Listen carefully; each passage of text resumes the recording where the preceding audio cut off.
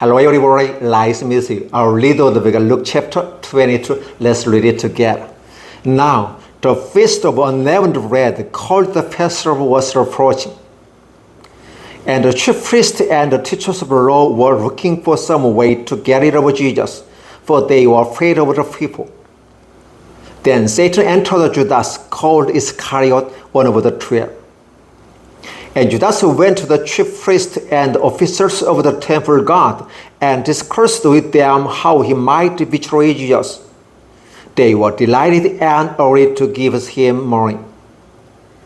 He consented and watched for an opportunity to hand Jesus over to them when no crowd was present.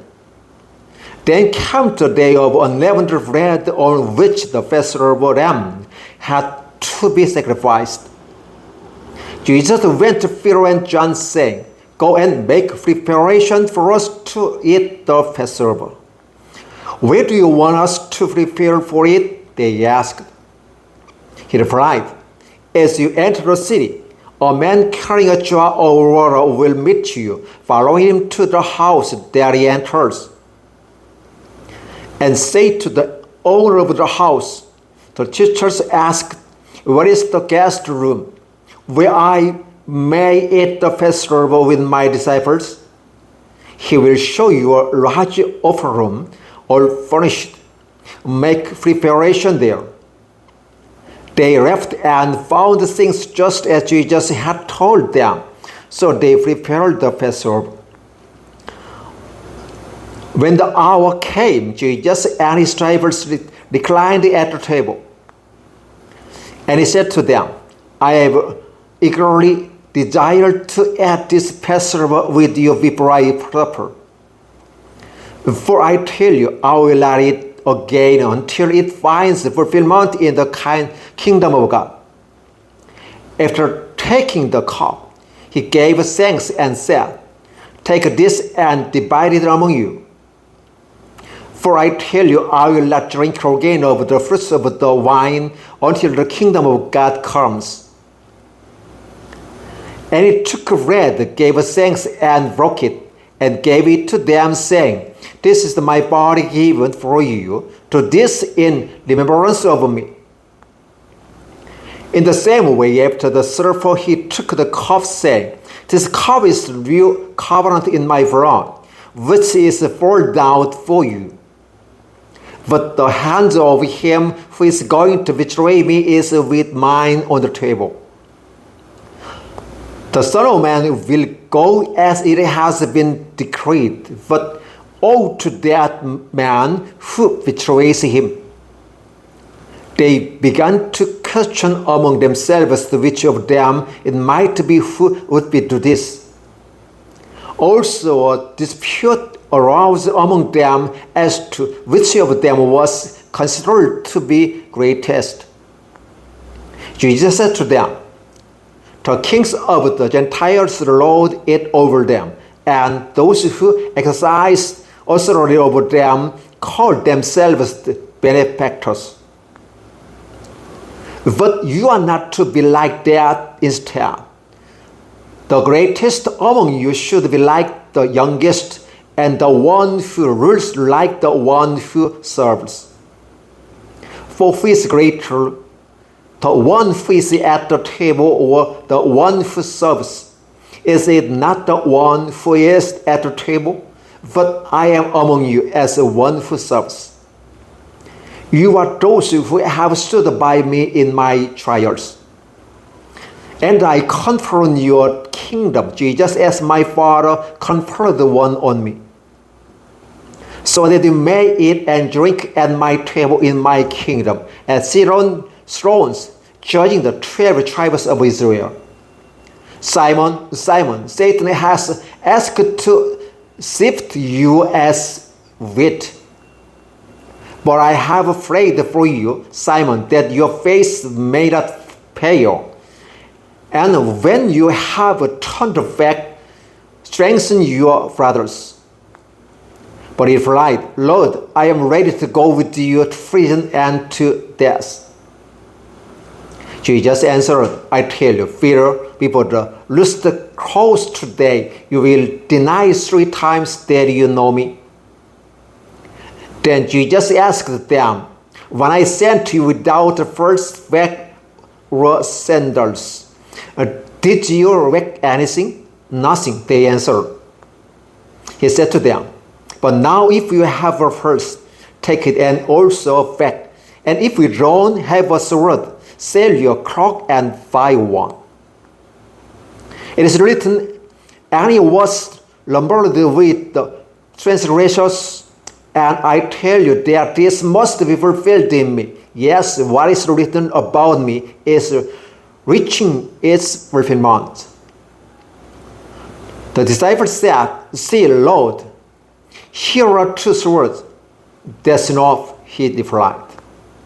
Jesus went out as usual to the Mount of Olives, and his disciples followed him. On reaching the place, he said to them, pray that you will not fall into temptation.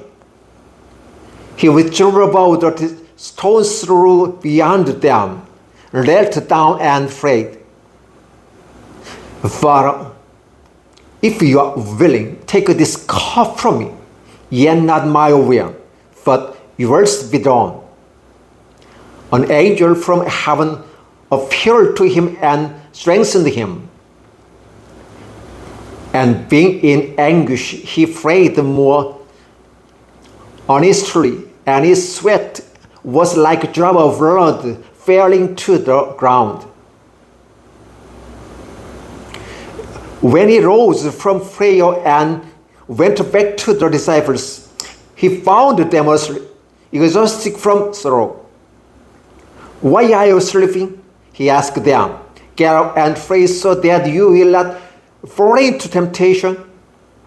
While he was still speaking, a crowd came up, and the man who was called Judas, one of the 12, was leading them. He approached Jesus to kiss him. But Jesus asked him, Judas, are you betraying the Son of Man with a kiss? When Jesus' followers saw that was going to happen, they said, Lord, should we strike with our swords? And one of them struck the servant of the high priest, cutting off his right ear. But Jesus answered, no more of this. And he touched the man's ear and healed him. Then Jesus said to the chief priests, the officers of the temple guard, and the elders who had come for him, am I leading a rebellion that you have come with sword and clubs? Every day I was with you in the temple courts, and you did not lay a hand on me. But this is your hour, when darkness reigns. Then seizing him, they led him away and took him into the house of the high priest. Peter followed at a distance. But when they had kindled a fire in the middle of the courtyard and had sat down together, Peter sat down with them.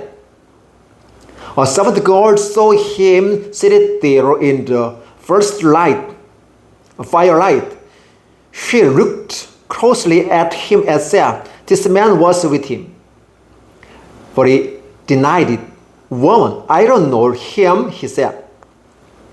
A little later, someone else saw him and said, you are also one of them. Man, I am not, Peter replied. About an hour later, another asserted, certainly this fellow was with him, for he is Galilean. Peter replied, man, I don't know what you are talking about. Jesus, as the was speaking, the rooster crowed. The Lord turned and looked straight at Peter. Then Peter remembered the word of the Lord had spoken to him. Before the rooster crows today, you will disown me 3 times. And he went outside and wept bitterly. The man who was guarding Jesus began mocking and beating him. They blindfolded him and demanded, prophesy. who hate you. And they said many other insulting things to him. At daybreak, the council of the elders of the people, both the chief priests and the teachers of the law, met together, and Jesus was led before them. If you are the Christ, they said, tell us. Jesus answered, if I tell you, you will not believe me. And if I asked you, you will not answer. But from now on, the Son of Man will be seated at the right hand of the mighty God. They all asked, are you then a son of God? He replied, you are right in saying I am.